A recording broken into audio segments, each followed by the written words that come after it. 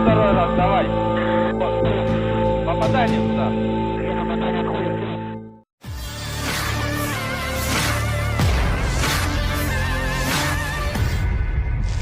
Video pendek yang ramai beredar di media sosial Telegram pada Kamis 29 Desember 2022 itu menyita perhatian warganet. Pasalnya dalam rekaman tersebut memperlihatkan detik-detik penghancuran kendaraan lapis baja angkatan bersenjata Ukraina oleh rudal yang diluncurkan dari helikopter militer Rusia.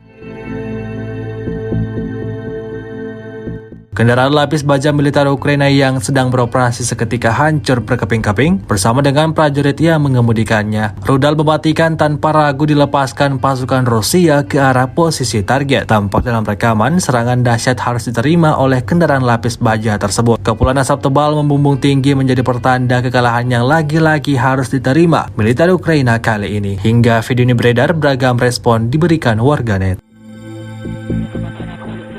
Цілям щодня. Завдяки продуманим алгоритмам та підрахункам кожен постріл артилеристів вартує загарбникам життям. На підготовку та ураження у хлопців є лише 2 хвилини, тож кожен із них повинен досконало знати свої обов'язки та майстерно вправлятись з дорученою технікою. Подивилось, скільки в нас є зарядів. О, второй раз, давай. Попадание туда. О, второй раз, давай. Попадание туда. Цілям щодня.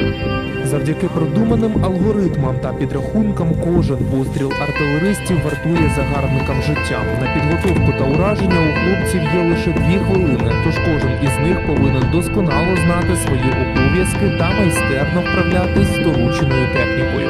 Подивилось, скільки в нас є зарядів. О, второй раз, давай. Попадание туда. О, второй раз, давай. Попадание туда. Цілям щодня.